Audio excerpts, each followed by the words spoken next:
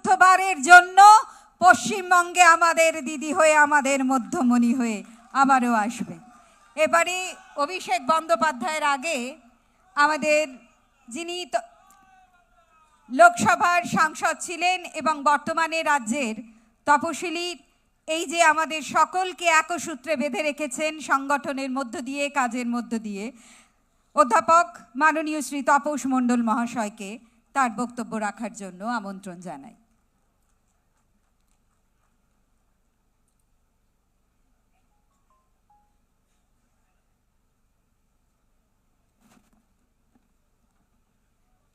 প্রথমেই ধন্যবাদ জানাই প্রতিমা মণ্ডল, একসময় আমার সহকর্মী। অত্যন্ত ব্যতিক্রমধর্মী একটি উপস্থাপনা আমরা এখানে যারা আছি সকলে লক্ষ্য করলাম। আজকে যার মস্তিষ্ক প্রসূত এই তপশিলি সংলাপ, যার নির্দেশ শুনবার জন্য আমরা এখানে সমবেত হয়েছি, আগামী বিধানসভা যুদ্ধে আমাদের কার কি কাজ হবে এটা যিনি আজকে নির্দেশ করবেন, আমাদের সকলের সেই নেতা, তৃণমূল কংগ্রেসের সর্বভারতীয় সাধারণ সম্পাদক, আমাদের সকলের কাছের মানুষ অভিষেক বন্দ্যোপাধ্যায় তিনি আছেন। আমাদের সকল সম্মানীয় সাংসদেরা আছেন, আমাদের রাজ্য মন্ত্রিমণ্ডলের সদস্যরা আছেন, সাংগঠনিক নেতৃবৃন্দ আছেন এবং বাংলার বিভিন্ন প্রান্ত থেকে আমাদের পিছিয়ে পড়া সমাজের তপশিলি জাতি এবং উপজাতি সমাজের সমস্ত দায়িত্বশীল কর্মী নেতৃত্ব তারা এখানে উপস্থিত হয়েছেন। উদ্দেশ্য একটাই, তপশিলি সংলাপ এর দ্বিতীয় ভাগের শুভ সূচনা অভিষেক বন্দ্যোপাধ্যায়ের হাত ধরে। যারা পরীক্ষায় ভালো ফল করতে চান তারা তো সারা বছর পড়েনি, একটু সময় নষ্ট করেন না, কিন্তু পরীক্ষার কয়েকদিন আগে মাত্র সব পড়ার শেষে তারা রিভাইজ করেন, রিভিশন দেন, বারবার প্রত্যেকটি পাতা উল্টান, কোনো একটা পয়েন্ট যাতে বাদ না যায়। আমরা তো সারা বছর তৃণমূল কংগ্রেসের হাত ধরে, মমতা বন্দ্যোপাধ্যায়ের হাত ধরে মানুষের পাশে থেকেছি, কন্যাশ্রী দিয়ে, লক্ষ্মীর ভাণ্ডার দিয়ে, স্বাস্থ্যসাথী দিয়ে, প্রায় 80টা প্রকল্পের মাধ্যমে মানুষের পাশে আছি। শেষ মুহূর্তে আমাদের রিভিশন দরকার, আরো সংলাপ দরকার, মানুষের আরো কাছে যাওয়া দরকার, আমাদের নিশ্চিত হওয়া দরকার। মাসিমা পেয়েছেন তো লক্ষ্মীর ভাণ্ডারের টাকাটা, এবার স্বাস্থ্যসাথীতে অপারেশনের টাকাটা পেয়েছেন তো, ভালো আছেন তো? একটু এগিয়ে যাওয়া, একটু কথা বলা, একটু সহানুভূতি, মানুষের জন্য মানুষ এবং এই মানুষের দল, আমরা তাদের সদস্য। আমরা প্রত্যেকের জন্যে মমতা বন্দ্যোপাধ্যায়ের এই শিক্ষা, অভিষেক বন্দ্যোপাধ্যায়ের এই আদর্শ, এগুলোকে সামনে রেখে আমাদের এগোতে হবে এবং এই যুদ্ধে অবতীর্ণ হতে হবে, যে যুদ্ধ জয় করবার জন্য আমরা আছি। এই যুদ্ধ খুব কঠিন যুদ্ধ এটা আমি বলবো না, কারণ বিজেপি মানুষ ধরে নেই, 10 কোটি মানুষ ধরে আছি আমরা। তৃণমূলকে আমি কোনো মামুলি পার্টি মনে করি না। তৃণমূল একটা প্ল্যাটফর্ম, 10 কোটি মানুষের কণ্ঠস্বর যেখানে প্রতিফলিত হয়, মানুষের আশা আকাঙ্ক্ষা এই প্ল্যাটফর্মের মধ্যে দিয়ে প্রতিটা ঘরে ঘরে পৌঁছয়, এরকম একটি সংগঠন। এবং এমন একটা সংগঠন যার ভাবনা অত্যন্ত দূরবর্তী। আপনারা ভেবে দেখুন, আমরা তো পিছিয়ে পড়া সমাজের মানুষ। আমাদের দিলীপ মণ্ডল মাননীয় মন্ত্রী বলেছিলেন যে আমাদের রাজ্যে SC STদের জন্য 84 আসন বিধানসভায় আছে, কিন্তু আমাদের সংখ্যা তার থেকে বেশি, কারণ অসংরক্ষিত আসনেও আমাদের প্রতিনিধিরা আছে। আমি আপনাদের কাছে এটা বলছি এবং অত্যন্ত গর্ব হচ্ছে আমার, লোকসভায় সংরক্ষিত আসনে তো আমরা আছি, রাজ্যসভার মতো যেখানে সমাজের বিশিষ্ট মানুষদের পাঠানো হয় সেখানে তো সংরক্ষণ নেই। কিন্তু মমতা বন্দ্যোপাধ্যায়ের আদর্শ এমনই, সেখানে আদিবাসী সমাজের প্রকাশকে পাঠানো হয়েছে, তপশিলি সমাজের মতুয়া প্রতিনিধি হিসেবে মমতা ঠাকুরকে পাঠানো হয়েছে, সংরক্ষণ নেই। দল মানুষের পাশে, পিছিয়ে পড়া সমাজের মানুষের পাশে। মমতা বন্দ্যোপাধ্যায় যদি এটা করতে পারেন, অভিষেক বন্দ্যোপাধ্যায় যদি এটা নিশ্চিত করতে পারেন, তাহলে এই 84টা আসন থেকে আমরা আমাদের প্রতিনিধিকে বিজয়ী করতে পারি না? এ দায়িত্ব কি আমাদের নয়? যে দল সর্বক্ষণ আমাদের পাশে, যে সংগঠন আমাদের আগলে রেখেছে সর্বক্ষণ, আমাদের তো তার কথা ভাবতে হবে। যে মমতা বন্দ্যোপাধ্যায়, আপনারা সকলেই জানেন, বারবার চর্বিত চর্বণ করা যায় না, তারপরও বলতে হয়, অত্যন্ত শীর্ণকায়, অত্যন্ত রুগ্ন একটি মানুষ, কিন্তু কি অসম্ভব শক্তি। তিনি পশ্চিমবঙ্গের এফোর ওপর করে বেড়াচ্ছেন, প্রতিটি প্রান্তে যাচ্ছেন। কোনো সামান্য কোনো সমস্যা হলে সেখানে মমতা বন্দ্যোপাধ্যায়। কিছুদিন আগে আপনারা লক্ষ্য করেছিলেন, রাত্রিরে কলকাতার একটা এলাকায় আগুন লেগেছে, আর কেউ পৌঁছানোর আগে মমতা বন্দ্যোপাধ্যায় চলে গিয়েছিলেন। এই স্বতঃস্ফূর্ততা, এই কর্মশক্তি, কর্মচাঞ্চল্য আমাদের মধ্যেও মমতা বন্দ্যোপাধ্যায় সঞ্চারিত করতে চান। সামনে যুদ্ধ, এই যুদ্ধকে যুদ্ধের মতন করে আমাদের নিতে হবে। আমি কালকে ফেসবুকে একটা জিনিস দেখেছিলাম বিজেপিকে নিয়ে। সেখানে বলা হয়েছে বিজেপি একটা গাই, একটা গরু, যে সারা ভারতবর্ষ খাচ্ছে, দুধ দিচ্ছে আদানি আম্বানিকে, আর গোবর দিচ্ছে সারা ভারতবর্ষকে। সারা ভারতবর্ষের মূর্খ ভারতবাসী তাদের গোবর দিয়ে যাচ্ছে। সাবধান হতে হবে।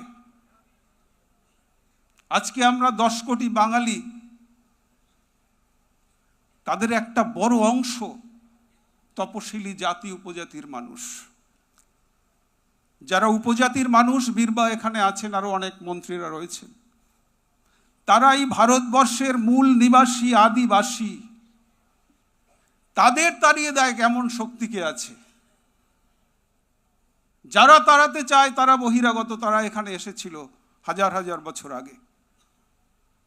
তারা এসে এই ভারতের মূল নিবাসীদের বাইরে পাঠিয়ে দিচ্ছে। এই তপশিলীরা, তাদের কি অপরাধ? সীমান্তবর্তী এলাকাগুলোতে তাদের অনুপ্রবেশকারী, ঘুষপেটিয়া, বিভিন্ন অভিধায় উদ্বাস্তু, তাদের বাইরে পাঠিয়ে দেওয়া হচ্ছে, বাংলাদেশে পুশব্যাক করার চেষ্টা করা হচ্ছে।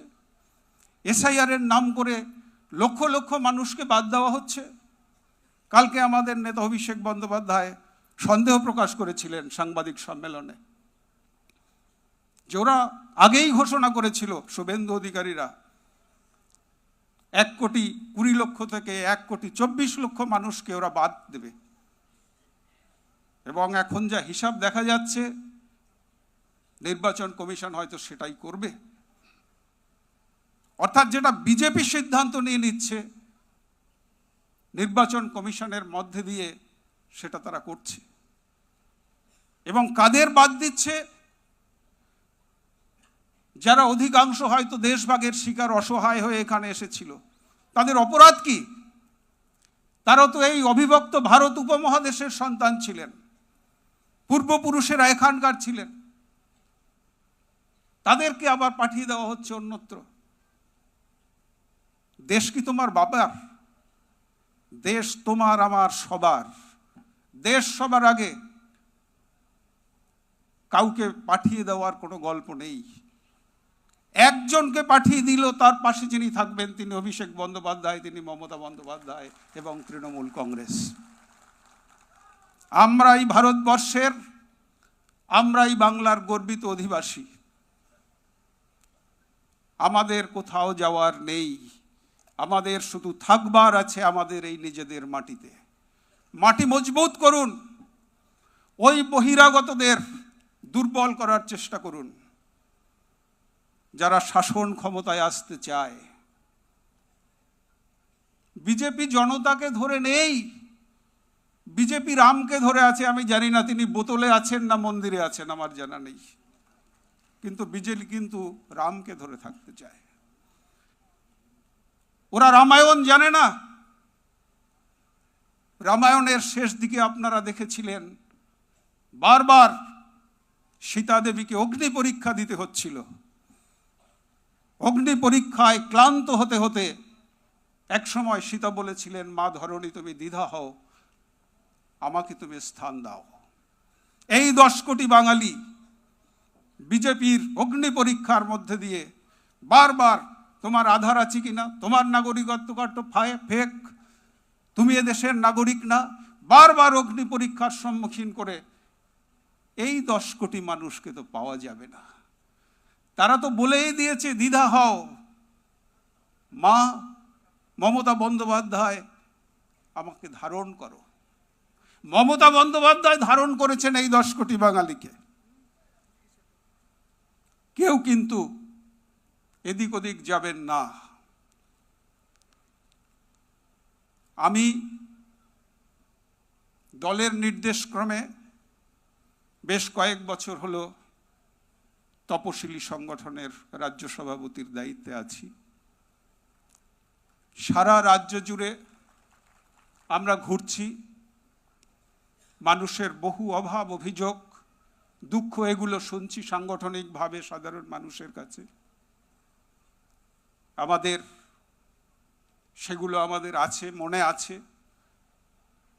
কিন্তু যখন সামনে যুদ্ধ, তখন আগে যুদ্ধ, আগে বিজয়ের স্বপ্ন। যে কাজ মমতা বন্দ্যোপাধ্যায় আমাদের জন্য করেছেন, অভিষেক বন্দ্যোপাধ্যায় যে স্বপ্ন দেখাচ্ছেন, আসুন সেই স্বপ্নকে সাকার করতে আমরা তৃণমূলকে শক্ত করে ধরি, এই যুদ্ধে নামি এবং আমরা এই সভা থেকে গিয়ে প্রত্যেকটি প্রান্তে মানুষকে এই 2 মাস কঠিনভাবে প্রতিজ্ঞাবদ্ধ হতে বলি যে কোনোভাবেই বিজেপিকে 1 ইঞ্চি জায়গা দেওয়া যাবে না। ওরা বাংলাকে শাসন করার জন্যে মারিওরি পারি যে কৌশলে এই পন্থা অবলম্বন করেছে, কিন্তু অভিষেক বন্দ্যোপাধ্যায়ের চোখের সামনে ওরা কিন্তু থরহর কম্পমান। ওরা কিন্তু অভিষেক বন্দ্যোপাধ্যায়কে ভয় পায়, মমতা বন্দ্যোপাধ্যায়কে ভয় পায়। আসুন তাদের পেছনে আমরা কাতারে কাতারে দাঁড়িয়ে যাই, যুদ্ধে নামি এবং বাংলায় 4র্থবারের মতন মমতা বন্দ্যোপাধ্যায়কে মুখ্যমন্ত্রী করে বিজেপিকে, বহিরাগত শক্তিকে বুঝিয়ে দিই সত্যি বাংলার মাটি দুর্জয় ঘাঁটি, বিজেপির স্থান নেই। সকলে ভালো থাকুন। তৃণমূল কংগ্রেস জিন্দাবাদ, অভিষেক বন্দ্যোপাধ্যায় জিন্দাবাদ, মমতা বন্দ্যোপাধ্যায় জিন্দাবাদ। নমস্কার। এবারে যাকে আমরা ডেকে নেব, আমাদের সদ্য সদস্য হওয়া এবং বাংলার মানকে যিনি ভারতবর্ষের মাটিতে নিয়ে গিয়ে তিরঙ্গা পতাকা ধরেছেন জনগণমন অধি বলে, বাংলার গর্ব, আমরা স্বপ্না বর্মন, তাকে ক্রীড়া জগতের যে নক্ষত্র, আপনাদের কাছে তার মূল্যবান বক্তব্য রাখবে।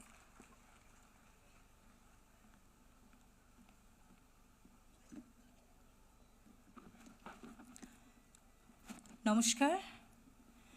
আজকের এই গুরুত্বপূর্ণ অনুষ্ঠানে উপস্থিত আমাদের প্রিয় নেতা অভিষেক ব্যানার্জি মহাশয় এবং অন্যান্য বিশিষ্ট অতিথিবৃন্দ এবং আমার প্রিয় এসটি/এসসি মা বোন, অভিভাবক এবং সবাইকে জানাই আন্তরিক ধন্যবাদ এবং প্রণাম। আমাদের শক্তি ও তপশিলি সম্প্রদায় আমাদের বাংলার শক্তি, সংস্কৃতি ও সংগ্রামের প্রতীক। শিক্ষা, স্বাস্থ্য, কর্মসংস্থান ও সামাজিক মর্যাদার ক্ষেত্রে আরও অগ্রগতির জন্য আমরা একসাথে কাজ করতে চাই। মাননীয় নেতার নেতৃত্বে উন্নয়নের যে ধারা চলছে তা গ্রাম থেকে শহর সব জায়গায় পৌঁছাক, এটাই আমাদের আশা। আপনাদের আশীর্বাদ ও সহযোগিতা নিয়েই আমরা সাম্যের ও মর্যাদার সমাজ গড়ে তুলতে চাই। ধন্যবাদ। যার কথা শোনার জন্য বসে আছেন তার সম্পর্কে দুটি কথা বলি। বলবীর বল চির উন্নত মম শির, শির ও নেহারি আমারি নত শির ওই শিখর হিমাদ্রির। দৃপ্ত কণ্ঠে জনজোয়ারের মাঝে যে দাঁড়িয়ে বলে বাংলার ইতিহাস, বাংলার ঐতিহ্য, বাংলার গর্ব, বাংলার মান, বাংলার ভাষা, বাংলা আমার মা, বাংলার মানুষ আমার জননারায়ণ গণদেবতা। আমাদের যুবযোদ্ধা অভিষেক বন্দ্যোপাধ্যায় তিনি বলেছেন, বাংলার জন্য আমরা সকলে প্রাণ দিতে পারি, তিনি প্রাণ দিতে পারেন। বাংলা কখনো দিল্লির সেই জমিদারের কাছে মাথা নোয়ায়নি, মাথা নোয়াবে না। তিনি আশীর্বাদ চাইতে এসেছেন আমার নেত্রী, আপনার সকলের নেত্রী মমতা বন্দ্যোপাধ্যায়ের জন্য। আমরা লড়ব অন্যায়ের বিরুদ্ধে ন্যায়ের প্রতিষ্ঠায়, আমরা লড়ব হিংসার বিরুদ্ধে অহিংসার প্রতিষ্ঠায়, আমরা লড়ব অশান্তির বিরুদ্ধে শান্তির প্রতিষ্ঠায়, আমরা লড়ব অসত্যের বিরুদ্ধে সত্য প্রতিষ্ঠায়, আমরা লড়ব অধর্মের বিরুদ্ধে ধর্ম প্রতিষ্ঠায়। আসুন আমরা সকলে তার মূল্যবান বক্তব্য এবার শুনে নিয়ে আমরা সকলে সমৃদ্ধ হই। নমস্কার। আমাকে এই সভায় আপনারা সকলে যে মান দিয়েছেন, দল যে মান দিয়েছে, আমি দলের কাছে কৃতজ্ঞ। আমি আপনাদের ঘরের মেয়ে, আমি মৃন্ময়ী প্রতিমা নই, আমি চিন্ময়ী প্রতিমা নই। আমি জয়নগর তথা তৃণমূল কংগ্রেসের ঘাসের উপরে জোড়া ফুলের ঘরের মেয়ে প্রতিমা মণ্ডল।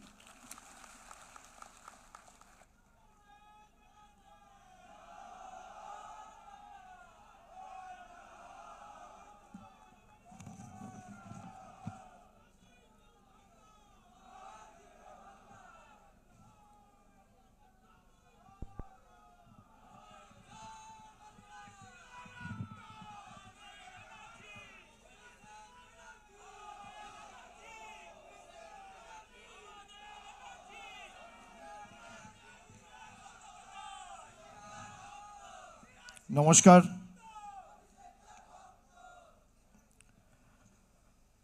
আমি প্রথমেই মঞ্চে উপবিষ্ট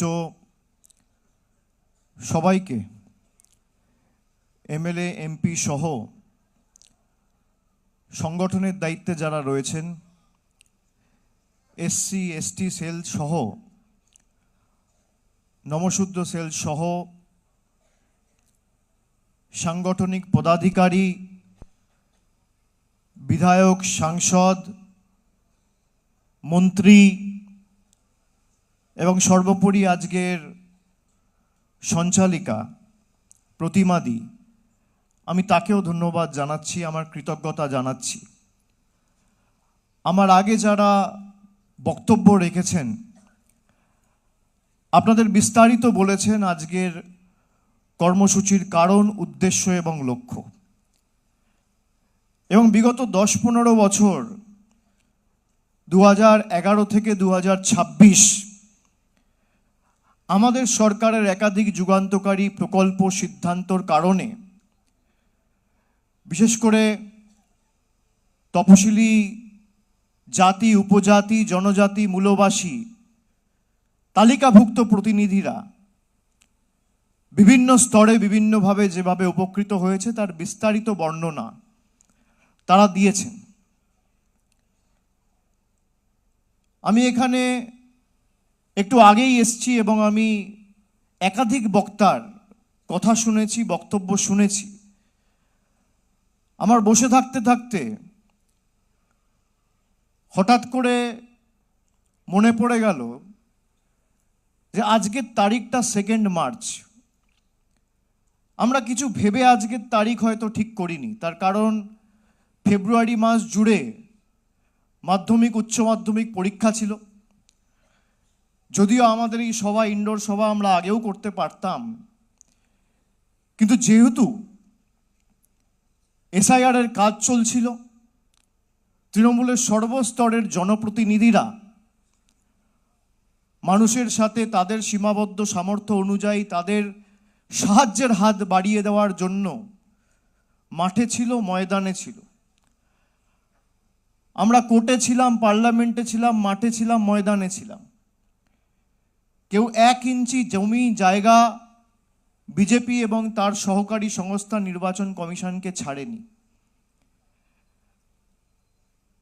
আমরা হঠাৎ করে ঠিক করলাম, আমার কাছে যখন রাজ্যের তরফ থেকে একটা প্রস্তাব দেওয়া হয় যে এমন একটা কর্মসূচি আমরা করব যেখানে প্রত্যেকটা বিধানসভা থেকে 10 জন 15 জন করে প্রতিনিধিদের আমরা ডাকবো এবং তপশিলি সংলাপ যে দলের কর্মসূচি যেটা আজকে ঘোষণা করা হবে, তো আমি বললাম ঠিক আছে, তাহলে মার্চের 2 তারিখ করে দেওয়া হোক। রোববার সবার অনেক কাজ থাকে, সোমবার দেখে 2 তারিখ। আমার সকালবেলা একটা মেসেজ এলো, আমাকে একজন মেসেজ করে জানালো যে আজকের দিনে, আজ থেকে প্রায় 100 বছর আগে, 1930 সালে, মানে আজ থেকে প্রায় 94 বছর আগে, 96 বছর আগে, B.R. আম্বেদকর মহারাষ্ট্রে একটা নাসিকে মন্দির ছিল, কালারাম মন্দির। মূর্তিটা কালো পাথর দিয়ে তৈরি করা হয়েছিল বলে সেই মন্দিরের নাম ছিল কালারাম মন্দির। তৎকালীন ব্রিটিশদের পুলিশ এবং কিছু হিন্দু ধর্মের প্রতিনিধি বা মৌলবাদী হিন্দু যারা, তারা এসসি সম্প্রদায়ের মানুষদের সেই মন্দিরে ঢুকতে দিত না। আজকের দিনে প্রায় 15-20 হাজার মানুষ নিয়ে পায়ে হেঁটে B.R. আম্বেদকর সেই মন্দিরের বাইরে অবস্থান বিক্ষোভ করেছিল, আজ সেই 2 মার্চ। এটা কাকতালীয়, আমরা কিন্তু ভেবে চিন্তে সিদ্ধান্ত নিইনি যে আজকেই মিটিং করতে হবে। তার প্রতিকৃতিতে আমরা পুষ্পার্ঘ্য নিবেদন করেছি, মাল্যদান করেছি এবং বাবা সাহেবের দেখানো পথেই, সেই সংবিধানকেই পাথেয় এবং পথ চলার প্রেরণা করে তৃণমূল কংগ্রেস মাঠে ময়দানে লড়াই করছে। এমন এক পরিবেশের মধ্যে আজকে দেশ দাঁড়িয়ে রয়েছে যেখানে দেশের স্বরাষ্ট্রমন্ত্রী তিনি বলছেন আম্বেদকরের নাম নেওয়া একটা ফ্যাশন হয়ে গেছে। কেউ যদি আম্বেদকর বলছে, স্বরাষ্ট্রমন্ত্রী অমিত শাহর গায়ে লাগছে। এই খবর আপনি টিভির চ্যানেলে দেখবেন না, সমাজ মাধ্যমে কেউ হয়তো শুনেছেন, 2-4টে খবরের কাগজ পৃথকভাবে খবর করতে পারে, কিন্তু মেন স্ট্রিম মিডিয়া এই খবর কোনোদিন দেখাবে না। বিজেপির একাধিক নেতা কর্মী যেভাবে এসসি এসটি সম্প্রদায়ের প্রতিনিধিদের অপমানিত করেছে, বিশেষ করে 2014 সালে বিজেপি সরকারে ক্ষমতায় আসার পর থেকে আপনারা সবাই সেটা দেখেছেন। কিছু তথ্য যদি আপনাদের সামনে রাখি, শেষ যে এনসিআরবির ডেটা, অর্থাৎ ন্যাশনাল ক্রাইম রেকর্ড ব্যুরো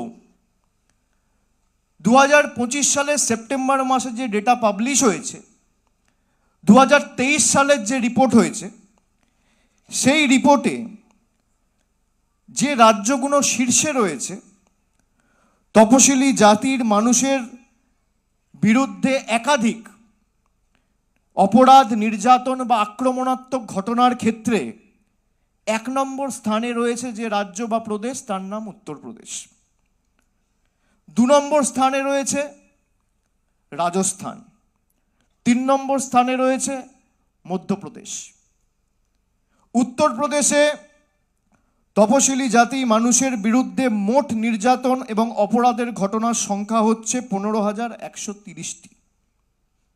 1টা 2টো 4টে 10টা 100-200 নয়, 15,130। 2 নম্বর স্থানে রাজস্থান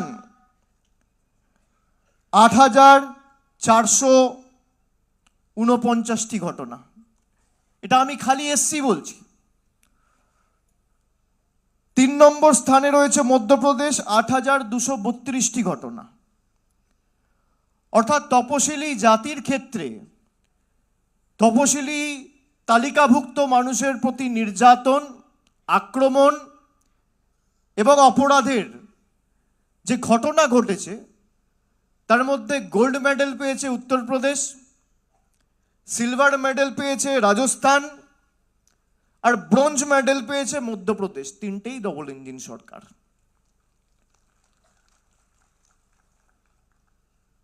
আমি যদি এবার জনজাতি মূলবাসীদের ক্ষেত্রে আপনাদের উদাহরণ দিই, এই তথ্য আমার নয়, এই তথ্য অমিত শাহের মন্ত্রকের। 1 নম্বর স্থানে রয়েছে মণিপুর। ঘটনার সংখ্যা, আদিবাসীদের উপর নির্যাতন বা অপরাধের ঘটনা ঘটেছে মণিপুরে 3,399টি, মানে প্রায় 3,400। 2 নম্বর স্থানে রয়েছেন মধ্যপ্রদেশ। ঘটনার সংখ্যা 2,858। 3 নম্বর স্থানে রয়েছে রাজস্থান। ঘটনার সংখ্যা 2,453। 3টেই ডবল ইঞ্জিন সরকার। যারা দলিত, আদিবাসী, জনজাতি, মূলবাসী, তপশিলীদের উপর দিনের পর দিন অত্যাচার করে, নির্যাতন করে, আক্রমণ করে, অপমানিত করে, পদে পদে লাঞ্ছিত, নিপীড়িত, অত্যাচারিত, শোষিত, বঞ্চিত করে, তারা আর যাই হোক সমাজের বন্ধু হতে পারে না। যার নেতৃত্বে হচ্ছে সেই কেন্দ্র সরকারের স্বরাষ্ট্রমন্ত্রী বলছেন আম্বেদকরের নাম জপ করা এখন ফ্যাশন হয়ে গেছে। আজকে সেই তপশিলি জাতির বাংলায় যারা বসবাস করেন বা জনজাতি মূলবাসীর প্রতিনিধি মায়েরা, বোনেরা, আমরা 2021-এ নির্বাচনের আগে আমরা বলেছিলাম তপশিলি মায়েদের বা বোনেদের বা দিদিদের আমাদের সরকার ক্ষমতা এলে আমরা লক্ষ্মীর ভাণ্ডার দেবো মাসে 1,000। 5 বছরের মধ্যে আজকে 2026 সবে শুরু হয়েছে। ফেব্রুয়ারি মাসের বাজেটে ঘোষণা করেছে মার্চের 1 তারিখে তপশিলি জাতি এবং জনজাতি মূলবাসীর মায়েরা 1,700 টাকা করে লক্ষ্মীর ভাণ্ডার পেয়েছেন। এক একজনকে 1,700 টাকা করে লক্ষ্মীর ভাণ্ডার দেওয়া মানে বছরে 20,400 টাকা করে একজন মহিলাকে দেওয়া। বাড়িতে যদি 4 জন মহিলা থাকে তাহলে 4 জনই বছরে 20,400 টাকা করে পাচ্ছে। মমতা বন্দ্যোপাধ্যায়কে পুনরায় নির্বাচিত করে বিজেপিকে শূন্য করা মানে আগামী 5 বছর 1,02,000 টাকা কেন্দ্র সরকার দিক আর না দিক, আমাদের রাজ্য সরকার সরাসরি আপনাদের ব্যাংক অ্যাকাউন্টে 1,02,000 টাকা পৌঁছাবে। এই দৃষ্টান্ত ভারতবর্ষে আর কোথাও নেই। যেভাবে বাংলাকে পদে পদে বঞ্চিত করেছে কেন্দ্রের সরকার, শুধুমাত্র 100 দিনের কাজের টাকা নয়, এমনকি পানীয় জল, জল জীবন মিশনের ক্ষেত্রে কেন্দ্র সরকারের কোনো সহায়তা নেই, টাকা আটকে দেওয়া হয়েছে। আবাস যোজনা, আমরা 2024 সালের নির্বাচনের প্রাক্কালে আমি যেখানে প্রচারে গেছিলাম বলেছিলাম আপনারা বিজেপিকে কুপকাত করুন, যে লোকসভা থেকে তৃণমূল জিতবে সেই লোকসভার সবাই যাতে আবাস যোজনা পায় আমরা সুনিশ্চিত করব। আমরা কথা রেখেছি। ডিসেম্বর মাসে 2024 সালে মমতা ব্যানার্জি 12 লক্ষ পরিবারকে বাড়ির ব্যবস্থা করেছে, আর গত মাসে 20 লক্ষ, 2 বছরে 32 লক্ষ মানুষের মাথার উপর ছাদের ব্যবস্থা করেছে। 1,20,000 টাকা করে আমাদের সরকার দিয়েছে, যার মধ্যে 10 পয়সা 5 পয়সার অবদান নরেন্দ্র মোদীর সরকারের নেই। আমরা আজকে এই যে কর্মসূচি ঘোষণা করছি, আমি একটা ভিডিও আপনাদের দেখাবো, 5 মিনিটের ভিডিও। আজকে 2 তারিখ, 3-4 তারিখ দোল, হোলি রয়েছে। এই উৎসবের পর্ব মিটে যাওয়ার পর থেকে 5 তারিখ আপনারা এলাকায় ফিরবেন। আপনাদের জন্য বিশেষ কিছু বাহন গাড়ির ব্যবস্থা করেছে দল। সেই গাড়িতে আপনারা আগামী 2 মাস প্রচার করবেন। প্রত্যেকটা গাড়িতে 3 জন, 4 জন, 5 জন করে প্রতিনিধিরা থাকবেন এবং আগামী 2 মাস আপনাদের এই প্রচার চালাতে হবে। সবাইকে কিছু বুকলেট দেওয়া হবে। আপনারা বিভিন্ন গ্রামে যাবেন, এলাকায় যাবেন এবং সেখানে গিয়ে আমাদের যে সরকারের সাফল্য এবং বিজেপির ধারাবাহিক অত্যাচার এসসি এসটিদের উপর, এগুলো পুঙ্খানুপুঙ্খভাবে আপনাদের তুলে ধরতে হবে। এর প্রচার করতে হবে, আত্মতুষ্টিতে ভুগলে হবে না। যখন এসআইআর এর কাজ ঘোষণা হয়েছিল, আমি আমাদের BLA 2 যারা অতন্দ্র প্রহরীর মতো লড়াই করেছে তাদের বলেছিলাম এই লড়াই 6 মাসের মধ্যে 4 মাস হয়ে গেছে।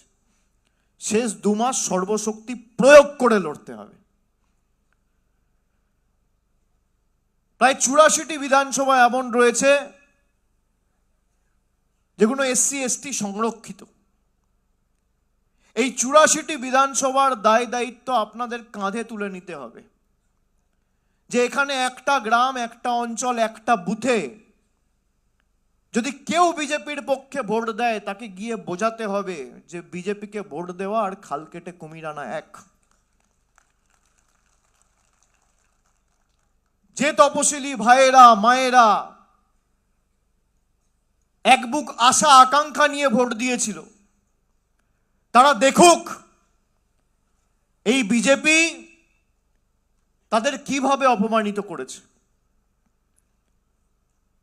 এখানে মমতা বালা ঠাকুর রয়েছে। যখন রাম মন্দির উদ্বোধন হচ্ছিল, গাইঘাটা থেকে মতুয়া ভাইয়েরা, পাগল গোসাই মাথায় করে জল নিয়ে গেছিল রাম মন্দিরে দেবে বলে, ঢুকতে দেওয়া হয়নি। ভুলে গেছেন সেসব দিন? দেশের রাষ্ট্রপতি একজন এসটি মহিলা, রাম মন্দিরের উদ্বোধনে তাকে আমন্ত্রণ জানানো হয়নি। একজন শিডিউল কাস্ট বা শিডিউল ট্রাইব প্রতিনিধিকে রাম মন্দির উদ্বোধনে আমন্ত্রণ জানানো হয়নি। একজনকে।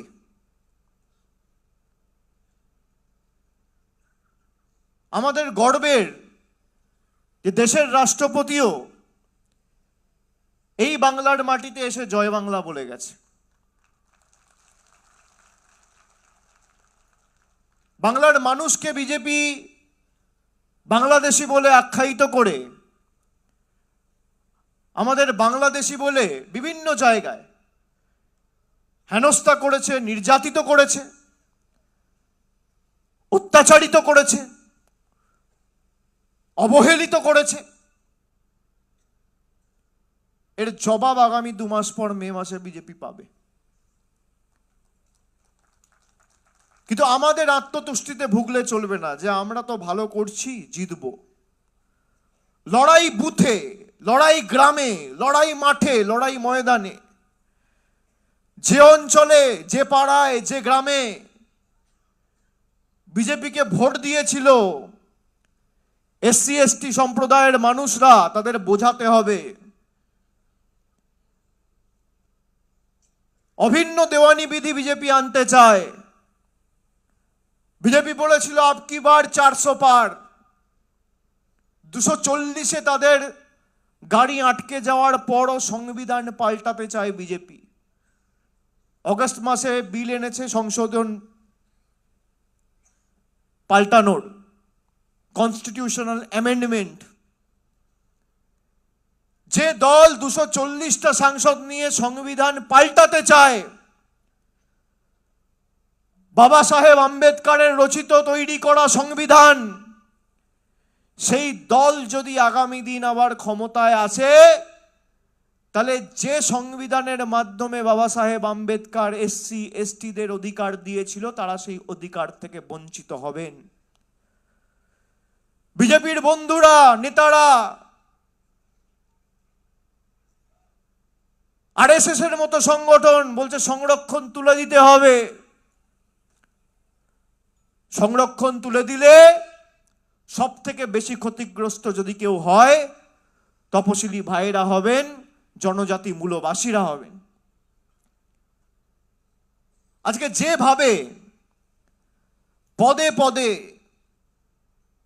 এসসিদের এসটিদের অপমানিত করা হয়েছে, মধ্যপ্রদেশে আপনারা দেখেছেন আজ থেকে 2 বছর আগে একটা নিরীহ এসসি ছেলের উপর বিজেপির এক নেতা দাঁড়িয়ে মূত্রত্যাগ করছে। মহিলাদের উপর একাধিক নির্যাতনের ঘটনা, খুনের ঘটনা, ধর্ষণের ঘটনা, যারা দায়ী তারা সুপ্রিম কোর্ট, হাইকোর্ট থেকে বেল পাওয়ার পরে বিজেপির মঞ্চতে গিয়ে মালা পড়ছে। কোর্ট তিরস্কৃত করছে, বিজেপি পুরস্কৃত করছে। এগুলো বলতে হবে। আজকে আমরা যে কাজ করেছি, আমরা জাতি দলমত নির্বিশেষে মানুষের জন্য কাজ করেছি। একটা সরকার যখন নির্বাচিত হয় সে কোনো ধর্মগ্রন্থ দ্বারা পরিচালিত হয় না, সে সংবিধান দ্বারা পরিচালিত হয়। আমি একজন ব্রাহ্মণ সন্তান, আমার ধর্ম হিন্দু ধর্ম। আমি গীতা পাঠ করলে বাড়িতে করব, ঠাকুর ঘরে বসে মন্দিরে করব। আমি যদি সংখ্যালঘু মুসলমান হই, আমি কোরআন পড়ব, বাড়িতে আমার ধর্ম করব। খ্রিস্টান হলে বাইবেল পড়ব, চার্চে গিয়ে করব, বাড়িতে করব। কিন্তু আমি যখন মানুষের দ্বারা নির্বাচিত, আমার একটাই গ্রন্থ, সেই গ্রন্থের নাম হচ্ছে দেশের সংবিধান। আর সেই সংবিধান জাস্টিসের কথা বলেছে, ইকুয়ালিটির কথা বলেছে, ফ্রেটার্নিটির কথা বলেছে, লিবার্টির কথা বলেছে, স্বাধীনতার কথা বলেছে। 19বিংশ শতাব্দীর শেষ প্রান্তে দাঁড়িয়ে স্বামী বিবেকানন্দ স্বাধীনতার কথা বলে গেছিলেন সবাইকে। আমরা বাক স্বাধীনতার কথা শুনেছি স্বামীজির মুখে। তিনি শিক্ষায় স্বাধীনতা বলেছেন, ভালোবাসায় স্বাধীনতা বলেছেন, বাক স্বাধীনতা বলেছেন। আজকে আমি কি করব, কি রঙের জামা পরব, কার নাম ভোটার তালিকায় থাকবে, কে চিকেন প্যাটিস বিক্রি করবে, কে এগ চাউমিন বিক্রি করবে, আর কে এগ রোল বিক্রি করবে, যতদিন বাংলায় আমরা আছি বিজেপির বাবা আর জমিদাররা দিল্লিতে বসে ঠিক করবে না। শেষ রক্তবিন্দু পর্যন্ত এই লড়াই চলবে।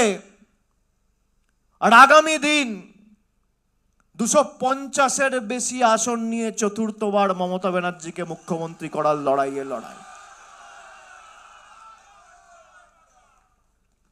আমি কৃতজ্ঞ ঝাড়গ্রামের কাছে, বাঁকুড়ার কাছে, পুরুলিয়া সিটটাও আমরা অল্প ব্যবধানে হেরেছি। আরামবাগে আমরা জিতেছি। উত্তরের কিছু জেলায় হয়তো আমাদের প্রত্যাশিত আশানুরূপ ফল হয়নি, আমরা মানুষের কাছে যাব। কিন্তু যে বিজেপি 18টা আসন পেয়েছিল 2019 সালে, আজকে বিজেপির 6টা আসন কমে 12 হয়েছে। আগামী দিনে এদের শূন্য করতে হবে। তার কারণ আপনার বাড়ির উঠোনে যদি 18টা বিষাক্ত সাপের জায়গায় 12টা কেউটে ছেড়ে দেওয়া হয়, পরিণাম একই হবে। সাপকে দুধ কলা দিয়ে পুষে বশ্যতা স্বীকার করানো যায় না। এরা বাংলা বিরোধী, এদের শূন্য করার লড়াই। যে বিজেপির প্রতিনিধিরা 2021 সালে বিধায়ক হয়ে জিতে বিধানসভায় গেছিলেন, দেখুন তো তাদের বিধানসভায় পারফরমেন্স। এদের কেন্দ্রে সরকার ক্ষমতায় রয়েছে। যারা ডবল ইঞ্জিন সরকারের কথা বলেন, আপনি চলে যান উত্তরের জেলায়, আপনি চলে যান রানাঘাটে, আপনি চলে যান বনগাঁয়, দেখুন তো কোন বিজেপির বিধায়ক, বিজেপির সাংসদ, বিজেপির কেন্দ্রে সরকার, ট্রিপল ইঞ্জিন সরকার। পয়সা, কটা গরিব মানুষের জন্য, কটা প্রকল্প, কটা নিরীহ মানুষের মাথার উপর বাড়ির ছাদের ব্যবস্থা, কটা যুবক যুবতীর হাতে কর্মসংস্থানের নিয়োগপত্র, কটা গ্রামে কটা রাস্তা। 5 বছর ক্ষমতায় থাকার পরেও, মানে যারা বিধায়ক হয়েছে, নির্বাচিত হওয়ার পরেও একটা গ্রামে ঢুকে খুঁটি পুঁতে 10 ওয়াটের বাল্ব পর্যন্ত এরা লাগায়নি, একটা টিউবওয়েল পর্যন্ত লাগায়নি। তারা আজকে লক্ষ্মীর ভান্ডার নিয়ে ব্যঙ্গ বিদ্রুপ করছে, যুবসাথী নিয়ে ব্যঙ্গ বিদ্রুপ করছে। খুব গায়ে জ্বালা হয়েছে। আমাদের সরকার মানবিক সরকার, আর বিজেপির সরকার দানবিক সরকার। আমরা মানুষকে পরিষেবা দিয়েছি। গত 2 মাসের উদাহরণ দেখুন। 2 রাজনৈতিক দল, তৃণমূল, বিজেপি, একজন এসআইআর করে মানুষকে লাইনে দাঁড় করিয়ে তার মৌলিক অধিকার কেড়ে নিচ্ছে, আর একটা দল তৃণমূল, যার সরকার যুবসাথী প্রকল্প ঘোষণা করে যুবকদের লাইনে দাঁড় করিয়ে মাসে মাসে 1500 টাকা আর্থিক সাহায্য প্রদান করার প্রতিশ্রুতি দিচ্ছে। একদিকে মোদি নিচ্ছে, আর একদিকে মমতা ব্যানার্জি দিচ্ছে। ওরা কাটছে আর আমরা দিচ্ছি, ওরা ভাঙছে আমরা গড়ছি। আমি কবির কথায় বলি, রবীন্দ্রনাথ ঠাকুরের কথায়, শেষ কহে একদিন সব শেষ হবে, হে আরম্ভ বৃথা তব অহংকার তবে। আরম্ভ কহিল হেসে, যেথা শেষ হয় সেথাই পুনরায় আরম্ভ উদয়। তোমরা এক হাতে কাটবে, আমরা এক হাতে দেবো। তোমাদের যা জেদ তার 10 গুণ জেদ আমাদের। মমতা বন্দ্যোপাধ্যায় থাকা অবধি বাংলার মানুষকে কেউ ভাতে মারতে পারবে না। দেশের প্রধানমন্ত্রী জনসমক্ষে এসে বলেছিল 2018 সালে যে 2022-এর মধ্যে যত দেশে লোক আছে সবার আমি ছাদের ব্যবস্থা করব। আজকে 2026। দেখা কেরা বাংলায় গত 5 বছরে বাড়ির জন্য 5 পয়সা দিয়েছে। দেখাক মোদী সরকার। আমি রাজনীতি ছেড়ে দেবো। দেখাক মোদী সরকার গত 5 বছরে 100 দিনের জন্য 10 পয়সা দিয়েছে বাংলার 2,64,00,000 জব কার্ড হোল্ডারকে। আমি রাজনীতি ছেড়ে দেবো। এখানে মিডিয়া রয়েছে। দেখাক মোদী সরকার গত 3-4 বছরে গ্রামীণ সড়ক যোজনায় 10 পয়সা বাংলার মানুষের জন্য দিয়েছে। আমি রাজনীতি ছেড়ে দেবো। শ্বেতপত্র প্রকাশ করুন, পারবেন? দিয়েছে কে? মমতা বন্দ্যোপাধ্যায়। অনেকে বলে ট্যাক্সের টাকা। মমতা বন্দ্যোপাধ্যায় দিচ্ছে তার নিজের টাকা না। যারা ট্যাক্স দেন 90% ট্যাক্স কেন্দ্র সরকারকে দেন। ইনকাম ট্যাক্স, জিএসটি কে নেয়? কেন্দ্র সরকার নেয়। সেই টাকা গায়ের জোরে জোর জবরদস্তি গাজোয়ারি করে আটকে রেখে দেয়। বাংলার মানুষের টাকা, পুরুলিয়ার টাকা, ঝাড়গ্রামের টাকা, হুগলির টাকা, পূর্ব বর্ধমানের টাকা, দক্ষিণ 24 পরগনার টাকা, নদিয়ার টাকা, জলপাইগুড়ির টাকা গায়ের জোরে আটকে রেখে এরা এই টাকাগুলো গুজরাটে পাঠাচ্ছে, বিহারে পাঠাচ্ছে, উত্তরপ্রদেশে পাঠাচ্ছে। আমাদের টাকা গত 7 বছরে বাংলা থেকে কর বাবদ 7 লক্ষ কোটি টাকা এই বিজেপির সরকার তুলে নিয়ে গেছে। আমি তার পরিসংখ্যান দিয়েছি। আজকে যেভাবে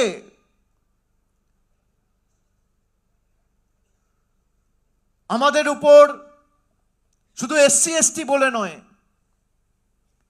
আমাদের মনীষীদের, বিপ্লবীদের হেয় করা হয়েছে, ছোট করা হয়েছে। বিজেপির নেতারা এসে রবীন্দ্রনাথ ঠাকুরকে বলছে রবীন্দ্রনাথ সান্যাল। ঈশ্বরচন্দ্র বিদ্যাসাগরের মূর্তি ভাঙা হয়েছে। স্বামী বিবেকানন্দকে বলা হচ্ছে অজ্ঞ বামপন্থী প্রোডাক্ট। সাহিত্য সম্রাট বঙ্কিমচন্দ্র চট্টোপাধ্যায়কে বলা হচ্ছে বঙ্কিম দা। আপনি ভাবুন দেশটাকে কোথায় নিয়ে গেছে। কাল থেকে রথযাত্রা শুরু করেছে জমিদার বাবুরা। আমরা রথযাত্রা আষাঢ় মাসে হয়, শ্রাবণ মাসে হয় শুনেছি, জুলাইতে হয়, অগস্টে হয়, ভাই ফেব্রুয়ারি মার্চে রথ হয় আমি প্রথম দেখলাম।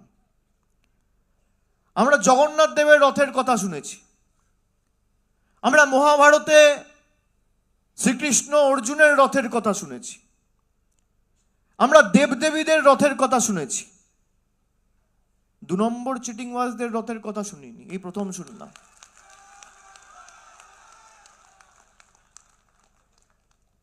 মানুষের প্রতিনিধিরা রাস্তায় থাকবে, না থেকে তারা থাকছে কোথায়? রথে। আপনি ভাবুন,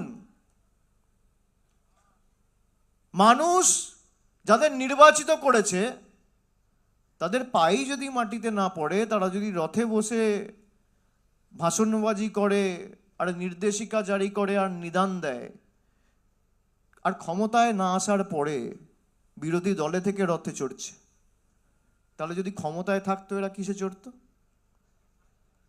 কিসে চড়তো? তখন তো 4 তলা রথ তৈরি হতো। 70টা এমএলএ পেয়ে রথ, তাহলে এরা যদি 200 পার করতো কি হতো? বা আরো 70টা আসন বেশি পেত কি হতো? কে চিকেন প্যাটিস বিক্রি করবে আর কে ভেজ রোল বিক্রি করবে বিজেপির নেতারা ঠিক করছে। বিজেপির বিহারের উপমুখ্যমন্ত্রী বলছে মাছ মাংস বিক্রি করা যাবে না। কারা মাছ খান একটু হাত তুলুন তো, কারা খান? খান তো? আপনাদের এলাকা দিয়ে যখন রথ যাবে একটু মাছ মাংস ডিম খাওয়াবেন, এদেরকে রান্না করে দাঁড় করিয়ে রাখবেন, না খেলে না খাবে। অতিথি দেবো ভব, বাসুদেবা কুটুম্বকম। আমাদের কৃষ্টি সংস্কৃতি তো আমাদের তাই শেখায় যে বাইরে থেকে যদি কেউ ঘুরতে আসে আমরা অতিথি আপ্যায়ন করব, আমাদের আতিথেয়তায় যেন তারা মুগ্ধ হয়। কারোর বাড়িতে কেউ এলে কেউ মিষ্টি আনে, কেউ দই আনে, কেউ সন্দেশ দেয়, কেউ শরবত দেয়, আবার যদি মায়েরা একটু বেশি করে রান্না করে তখন ভাত দেয়, সাথে একটা ডিম থাকলে ডিম দেয়। আমি বলবো মাছ মাংস সব তৈরি করে রাখবেন, হাতে করে নিয়ে দাঁড়িয়ে থাকবেন বাবুদের জন্য। বাংলায় কে মাছ খাবে কে মাংস খাবে বিহারের উপমুখ্যমন্ত্রী ঠিক করছে। একটা রাজনৈতিক দল সে ভোট চাইছে না, ভোট চাওয়ার পর আমি কি পড়বো আর আমি কি খাবো ঠিক করে দেবে সেই রাজনৈতিক দল। আপনি ভাবুন, গণতন্ত্রের রীতিনীতি অনুসারে প্রত্যেক রাজনৈতিক দল মানুষের কাছে যাবে, সমর্থন চাইবে, তার কাজের কথা বলবে, মানুষ এক পক্ষকে সমর্থন করবে, এক পক্ষের বিরুদ্ধে ভোট দেবে। এটাই তো গণতন্ত্রের রীতিনীতি। তারা ভোটে জেতার পর বলছে মাছ মাংস বিক্রি করা যাবে না। প্রধানমন্ত্রী নিজে 2024-এর আগে বলছে যারা মাছ খায় তারা মুঘল। আমি আগে 1 বেলা খেতাম, এখন 2 বেলা খাই। এদের সাহস কোথায়? কোন জায়গায় গেছে? যখন রথ যাবে তখন হাতে করে কেউ একটু সন্দেশ কেউ একটু মিষ্টি নিয়ে থাকবে, আর বলবেন আমাদের টাকা তো আটকে রেখেছেন গত 5 বছর ধরে, যেটুকু যে পাবেন, দরকার হলে 10 টাকার একটা মিষ্টি কিনে খাওয়াবেন, 5 টাকা দিয়ে 1 কাপ চা কিনে খাওয়াবেন, বলবেন আমাদের টাকা 1 কাপ চা খেয়ে যান। এটাই বাংলার আতিথেয়তা। নিজেদেরকে ভগবান ভাবছে আর বলবেন যে রথগুলো করে এসছেন সেটা সযত্নে রাখবেন। তার কারণ আমরা যেমন রথের প্রথা বা রথের তাৎপর্য জানি, আমরা উল্টো রথের তাৎপর্য এবং প্রথাটাও মেনে চলি। উল্টো রথে করে আবার কাউকে গুজরাটে, আর কাউকে মধ্যপ্রদেশে, আর কাউকে দিল্লিতে, আর কাউকে রাজস্থানে ফিরে যেতে হবে। এগুলো কাজে লাগবে। কোনো রকম কোনো প্ররোচনায় পা দেবেন না, এলাকার শান্তি সংহতি বজায় রাখবে। শেষ তো মানুষ ঠিক করবে। রথযাত্রা লোকারণ্য মহাধুম ধাম, ভক্তেরা লুটায় পথে করিছে প্রণাম। রথ ভাবে আমি দেব, পদ ভাবে আমি, মূর্তি ভাবে আমি দেব, হাসে অন্তর্যামী। অন্তর্যামী সর্বশক্তিমান গণতন্ত্রে তো জনগণ, জনগণ আগামী দিন দেখিয়ে দেবে। একটা গ্রামে একটা বুথে যদি একটা লোক এদের ভোট দেয়, বোঝাবেন যা দরকার আপনার পাশে তৃণমূল দাঁড়াবে। এলাকায় যা লাগবে তালিকা তৈরি করুন, নির্বাচনের পর আমি কথা দিচ্ছি আমার সামর্থ্য অনুযায়ী আমি করে দেবো। আমাদের দায় দায়িত্ব। মমতা বন্দ্যোপাধ্যায় যদি মাথার উপর ছাদ দিতে পারে, বিনামূল্যে রেশন দিতে পারে, পথশ্রী করে 20,000 কিলোমিটার রাস্তা তৈরি করতে পারে, কোথাও একটা হাসপাতাল দিতে পারে, ব্লকে ITI পলিটেকনিক দিতে পারে, কৃষকদের জন্য নিজের কোষাগার থেকে ভূমিহীন কৃষক ক্ষেত মজদুরদের জন্য 4,000 টাকা করে বছরে 2বার 2 ক্ষেপে দিতে পারে, এলাকার যা সার্বিক উন্নয়ন দরকার হবে, সে বার্ধক্য ভাতা হোক বা যাই হোক, আমরা আমাদের সীমাবদ্ধ সামর্থ্য অনুযায়ী আগামী দিন করে দেবো, আমি কথা দিয়ে যাচ্ছি। আপনারা খালি মাঠে ময়দানে থাকবেন। 24 ঘন্টার মধ্যে যতটুকু ঘুম, খাবার দাবার, স্নান করার সময় ছাড়া বাকি পুরো সময়টা আগামী 2 মাস বাংলা মায়ের জন্য দিতে হবে, দলের জন্য দিতে হবে, রাজ্যের জন্য দিতে হবে। এবং এমনভাবে লড়াই করতে হবে যে এদেরকে 50-এর নিচে নামাতে হবে। আর আগামী 29-এর ভোটে আমার মনে হয় না যদি বাংলায় বিজেপি 50-এর নিচে নামে তাহলে 29 অব্দি এদের সরকার থাকবে। যাদের জোর জবরদস্তি আন্ডার অ্যাডজুডিকেশন করে রেখে দিয়েছে, বাংলার মানুষ তাদের আন্ডার অ্যাডজুডিকেশন মেতে করবে। 60 লক্ষ লোককে বিনা কোনো কারণ ছাড়া আন্ডার অ্যাডজুডিকেশন, এরাই ভোট দিয়ে প্রধানমন্ত্রী নির্বাচিত করেছে। তাহলে 60 লক্ষ মানুষ যদি আন্ডার অ্যাডজুডিকেশন থাকে, প্রধানমন্ত্রী স্বরাষ্ট্রমন্ত্রী কেন আন্ডার অ্যাডজুডিকেশন থাকবে না? এই প্রশ্ন তো সাধারণ মানুষের মনে ওঠে। আমরা বিভিন্ন জায়গায় দেখছি প্রধানমন্ত্রী বিদেশ যাচ্ছেন, ঘুরে বেড়াচ্ছেন, তাকে পুরস্কৃত করা হচ্ছে, নানান পদবি দেওয়া হচ্ছে। এই একই জিনিস দেশের রাষ্ট্রপতির ক্ষেত্রে প্রযোজ্য নয় কেন? তিনি জনজাতি, মূলবাসী, আদিবাসী মহিলা বলে কটা পদক পদবি দেশের রাষ্ট্রপতিকে দেওয়া হয়েছে। রাষ্ট্রপতির পদ দেশের প্রধানমন্ত্রীর পদের থেকে বড়। সেই রাষ্ট্রপতিকে কটা পদক পদবি দিয়েছে? যেই পদকগুলো দেওয়া হচ্ছে তাদের কোনো ম্যাক্সিমাম পদবীর বা পুরস্কারের কোনো অস্তিত্ব ছিল না, প্রথমবার তৈরি করা হচ্ছে। দিক, তাতে অসুবিধা নেই, কিন্তু দেশের রাষ্ট্রপতিকে কেন পুরস্কৃত করা হবে না? দেশের রাষ্ট্রপতিকে কেন রাম মন্দিরের উদ্ঘাটনে বা উদ্বোধনী অনুষ্ঠানে ডাকা হবে না? মতুয়া ভাইদের জল কেন গ্রহণ করা হবে না? জোর জবরদস্তি মতুয়া ভাইদের নাম কেটে দেওয়া হবে। বিজেপির প্রতিনিধিরা শান্তনু ঠাকুর হোক বা অসীম সরকার, তারা বলছে এরা মরলে মরুক, এটা আমার কথা না। 5 লক্ষ মতুয়াদের নাম যদি বাদ যায়, বিজেপি বলছে যাবে। বিজেপির প্রতিনিধিরা ঠিক করে দিচ্ছে। ঠাকুর বাড়িটাকে কার্যত নিজের পৈতৃক সম্পত্তি বানিয়ে রেখেছে। আমি 23 সালে যখন নবজোয়ার করতে গেছিলাম, আমাকে পুজো দিতে দেয়নি। আমি মনে মনে শপথ করেছিলাম আর বাইরে থেকে প্রণাম করে প্রতিজ্ঞা করেছিলাম এর বিচার ঠাকুরবাড়ি এবং গাইঘাটার মানুষ করবে। আমাকে যেখানে আটকে ছিল সেই বুথে শান্তনু ঠাকুর পঞ্চায়েতে হেরেছে। আমি আগের মাসে গেছি। ঠাকুরবাড়ি অবাড়িত দ্বার, কে যাবে, কে পুজো দেবে, কারা ঠিক করবে? বিজেপির নেতারা। কি রঙের জামা পরবে, এর বিরুদ্ধে তো আম্বেদকরের লড়াই ছিল। আমি কালারাম মন্দিরের কথা যেটা বললাম, আজকে ব্রিটিশরা যেভাবে ভারতবর্ষকে শাসন করত, ভারতবর্ষের মানুষকে অত্যাচারিত করত। ব্রিটিশের শাসনকালে ব্রিটিশ পুলিশ যেভাবে অত্যাচারিত করত, একইভাবে নরেন্দ্র মোদী আর বিজেপির শাসনকালে বাংলার মানুষকে একইভাবে অত্যাচারিত করা হচ্ছে। আমাদের ছাড়লে চলবে না। যে যে ভাষায় বোঝে তাকে সে ভাষায় জবাব দিতে হবে। আর জয় বাংলা যখন বলবেন, মাথা উঁচু করে বলবেন, গলার আওয়াজ তুলে বলবেন। এটা আমাদের পরিচয়, আমাদের অধিকার। দেশের রাষ্ট্রপতি জয় বাংলা বলে গেছে।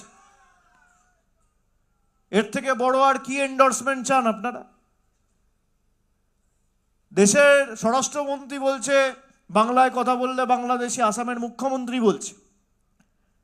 আর ভারতবর্ষের রাষ্ট্রপতি কলকাতায় নেতাজি ইন্ডোর স্টেডিয়ামে এসে হাত তুলে জয় বাংলা বলে যাচ্ছে। আমি এবার আমাদের যে ভিডিওটা রয়েছে সেটা চালানোর জন্য অনুরোধ করব। একটা 5 মিনিটের ভিডিও, তারপর আমরা সভা শেষ করব। নেতৃত্বদের প্রশিক্ষণ ভিডিও। ভূমিকা: পশ্চিমবঙ্গের তপশিলি জাতি এবং তপশিলি জনজাতি সম্প্রদায়ের মানুষের জন্য সর্বভারতীয় তৃণমূল কংগ্রেস তপশিলির সংলাপ নামে একটি নতুন জনসংযোগ প্রচার শুরু করছে। এই প্রচারটি আগামী 60 দিন ধরে চলবে। প্রতিটি বিধানসভা কেন্দ্রে 2 থেকে 3 নেতা প্রতিদিন অন্তত 3টি স্থানে যাবেন। তাদের সঙ্গে একজন নিযুক্ত গ্রাউন্ড রিসোর্স ম্যানেজার বা জিআরএম থাকবেন। প্রধান উদ্দেশ্য: তপশিলির সংলাপ হল তপশিলি জাতি এবং তপশিলি জনজাতি সম্প্রদায়ের সঙ্গে সরাসরি যোগাযোগ করার একটি জনসংযোগ কর্মসূচি। জেলা এবং ব্লক স্তরের তপশিলি জাতি এবং তপশিলি জনজাতিভুক্ত নেতারা প্রচারের গাড়িতে করে সেই সব নির্বাচিত এলাকায় যাবেন যেখানে তপশিলি জাতি এবং তপশিলি জনজাতি জনসংখ্যার হার বেশি। নেতারা এই সমস্ত এলাকার মানুষের সঙ্গে আলোচনা করবেন যে বিজেপি কিভাবে নির্বাচনের সময় ভোট নিতে চলে আসে এবং ভোট মিটে গেলে তাদের টিকিটিও খুঁজে পাওয়া যায় না। বিজেপি শাসিত সব রাজ্যে তপশিলি জাতি ও জনজাতিভুক্ত মানুষের উপর চলে নির্মম অত্যাচার। তাদের হাতে পুস্তিকাটি দিয়ে বলবেন, আপনাদের জন্য এই পুস্তিকা দেওয়া হচ্ছে যেখানে সমস্ত কিছু বর্ণনা করা আছে বিস্তারে।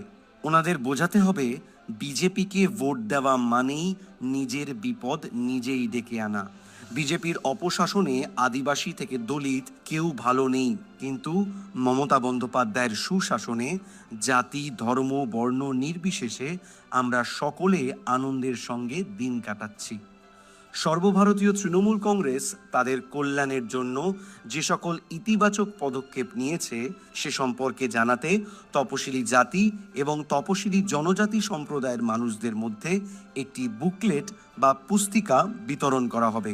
যোগাযোগের প্রধান ব্যক্তিবর্গ: কেন্দ্রীয় কার্যালয়ের পিওসি, জেলা ব্লক স্তরের নেতারা, গ্রাউন্ড রিসোর্স ম্যানেজার জিআরএম। দায়িত্ব সমূহ: কাজটি 2টি পর্যায়ে সম্পন্ন করা হবে। 1. প্রচারের আগের দিনের দায়িত্ব। 2. প্রচারের দিনের দায়িত্ব। নেতার দায়িত্ব প্রচারের আগের দিন। পরের দিন যেখানে জনসংযোগ করা হবে, কেন্দ্রীয় কার্যালয় থেকে পাওয়া সেই তপশিলি জাতি এবং তপশিলি জনজাতি অধ্যুষিত এলাকাগুলির তালিকা ভালোভাবে দেখে নিন। প্রচারের গাড়ির ব্যবস্থা এবং পিক আপ টাইম নিশ্চিত করতে বিধানসভা পিওসির সঙ্গে যোগাযোগ করুন। বিধানসভা পিওসির কাছ থেকে আপনার সাথে নিযুক্ত জিআরএম এর নাম এবং ফোন নাম্বার সংগ্রহ করুন। লোকসভা স্তরের প্রচার সামগ্রীর থেকে তপশিলির সংলাপ পুস্তিকা এবং অন্যান্য প্রচারের সামগ্রী নেওয়া হয়েছে কিনা তা জিআরএম এর সঙ্গে কথা বলে নিশ্চিত করুন। নেতা কোথা থেকে প্রচার গাড়িতে উঠবেন এবং কর্মসূচির শেষে তাকে কোথায় নামিয়ে দেওয়া হবে সেই নির্দিষ্ট জায়গাটি সম্পর্কে জিআরএমকে জানান। নেতার দায়িত্ব: প্রচারের দিন সময়মতো প্রস্তুত থাকুন এবং প্রচারের গাড়ি এলেই তাতে উঠে পড়ুন। যাওয়ার পথ এবং সবার স্থানগুলি নিশ্চিত করতে জিআরএম এর সঙ্গে সমন্বয় করুন। সারাদিন মোট 3টি তপশিলি জাতি এবং তপশিলি জনজাতি অধ্যুষিত এলাকায় যান এবং নিম্নলিখিত কাজগুলো করুন। তপশিলির সংলাপ পুস্তিকাটি বিতরণ করুন। তপশিলি জাতি এবং তপশিলি জনজাতি সম্প্রদায়ের উন্নয়নের জন্য পশ্চিমবঙ্গ সরকার কি কি করেছে তা বিস্তারিতভাবে ব্যাখ্যা করুন। তপশিলি জাতি এবং তপশিলি জনজাতি সম্প্রদায়ের মানুষের সমস্যা ও উদ্বেগগুলি আন্তরিকতার সাথে শুনুন এবং সরকার তাদের আরও কিভাবে সাহায্য করতে পারে তা নিয়ে আলোচনা করুন। বিজেপি কেন বাংলা বিরোধী এবং তপশিলি জাতি ও তপশিলি জনজাতি বিরোধী তা বুঝিয়ে বলুন। তাদের বলুন যে বাংলার তপশিলি জাতি ও তপশিলি জনজাতিভুক্ত মানুষদের জন্য দিদির এই লড়াইকে আরও শক্তিশালী করতে মিসড কল দিন ৯৭৩৮০ ৯৭৩৮০। সভার শেষে তাদের সঙ্গে ভোজন পর্বে একটি বন্ধুত্বপূর্ণ আলোচনা করে দিনটি শেষ করুন। একটি এলাকায় জনসংযোগ শেষ করার পর পরবর্তী তপশিলি জাতি এবং তপশিলি জনজাতি অধ্যুষিত এলাকার দিকে এগিয়ে যান।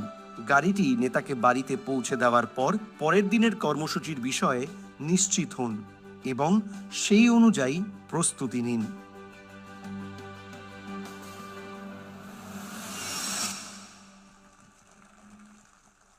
আপনারা দেখেছেন এই ভিডিওর মধ্যে বিস্তারিত কর্মসূচির বর্ণনা এবং নির্দিষ্ট কিছু নিয়মাবলী রয়েছে যেগুলো আপনাদের সকলকে মেনে চলতে হবে এবং দলের যতটুকু সাপোর্ট বা সামর্থ্য রয়েছে আমরা পুরোপুরি আপনাদের সেই সহায়তা করব। কিন্তু আগামী 2 মাস আপনাদের রাস্তায় থাকতে হবে এবং মানুষকে বোঝাতে হবে। কোথাও কেউ যদি গাড়িতে জায়গা নাও পান, নিজে যান গ্রামে। দল আমার জন্য গাড়ি পাঠালো না ভেবে নিজে যান। যদি 4টে লোককেও বোঝাতে হয় বোঝান। এই দায়ভার আমাদের সকলের কাঁধে নিতে হবে। গত 5 বছরে, বিশেষ করে 2021 থেকে 26, বিজেপি এখানে বিরোধী দলের মর্যাদা পাওয়ার পর বিজেপির নেতারা যেভাবে তপশিলি জাতির একাধিক নির্বাচিত জনপ্রতিনিধি, আপনারা দেখেছেন শুভেন্দু অধিকারী কি ভাষায় দেবনাথ হাঁসদা, বীরবাহা হাঁসদাদের আক্রমণ করেছে। কাউকে বলেছে আমার জুতোর নিচে থাকে। এবং তাদের বিরুদ্ধে যারা আক্রমণ করেছে বিজেপি কিন্তু এখনো কোনো ব্যবস্থা নেয়নি, উল্টে আর তাদের আরও পুরস্কৃত করেছে। এই কারণেই আমরা ভারতীয় জনতা পার্টিকে তপশিলি জাতি এবং জনজাতি মূলবাসী বিরোধী বলছি, বাংলা বিরোধী বলছি। আমরা এই কারণে তাদেরকে জমিদার বলছি।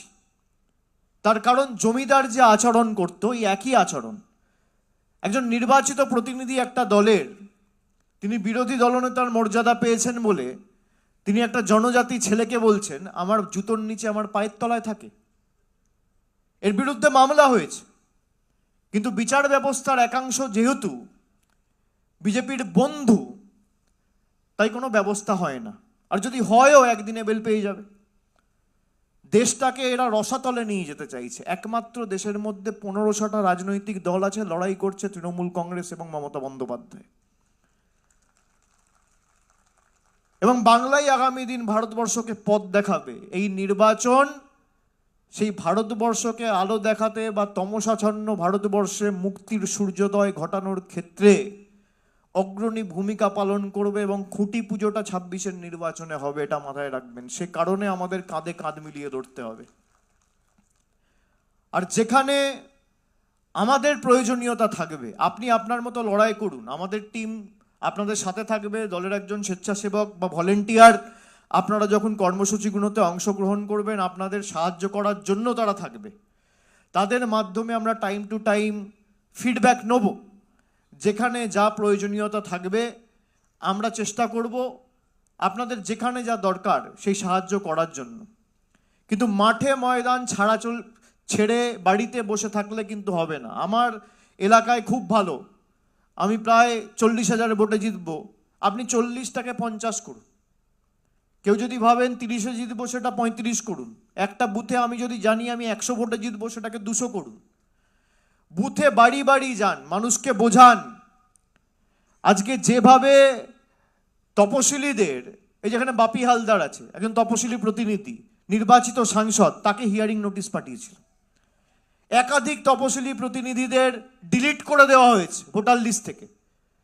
250-র বেশি ফোন এখনো পর্যন্ত আমি পেয়েছি। কালকে সাংবাদিক বৈঠক করেছি, বিস্তারিত বলেছি। যারা জীবিত রয়েছে, বেঁচে আছে, যাদেরকে দেখিয়ে দেওয়া হয়েছে মৃত।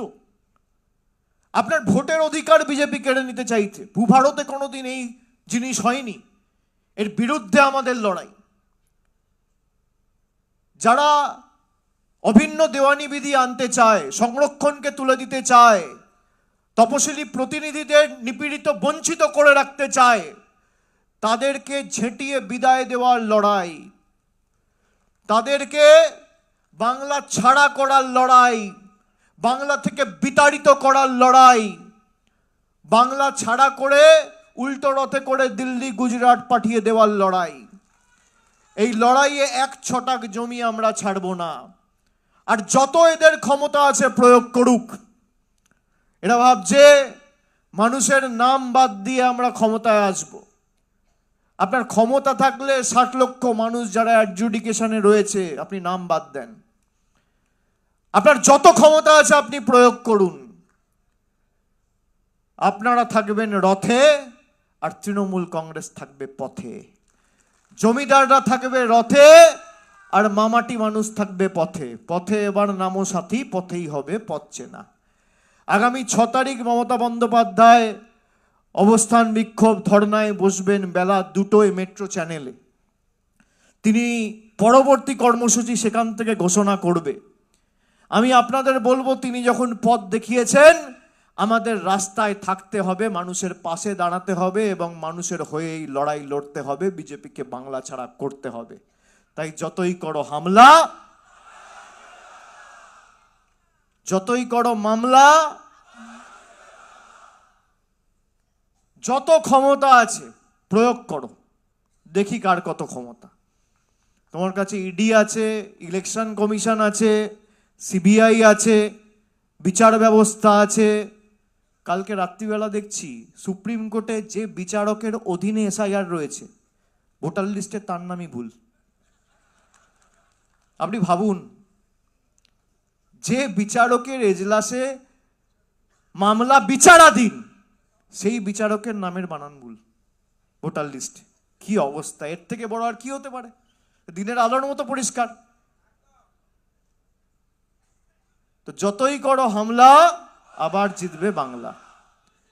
এটা বুথে বুথে পৌঁছাতে হবে। মানুষকে বলতে হবে যেখানে যা দরকার আমি দাঁড়িয়ে আছি, আপনাদের সাথে কাঁধে কাঁধ মিলিয়ে লড়াই করব। সবাইকে আশ্বস্ত করে দিয়ে যাচ্ছি। আপনারা সকলে ভালো থাকবেন, সুস্থ থাকবেন। হোলি পূর্ণিমা এবং দোল উৎসবের সবাইকে আগাম শুভেচ্ছা। আগামী দিনগুলো আপনাদের পরিবার, বন্ধুদের সবার ভালো কাটুক এবং জয় হোক বাংলার, জয় হোক বঙ্গবাসীর।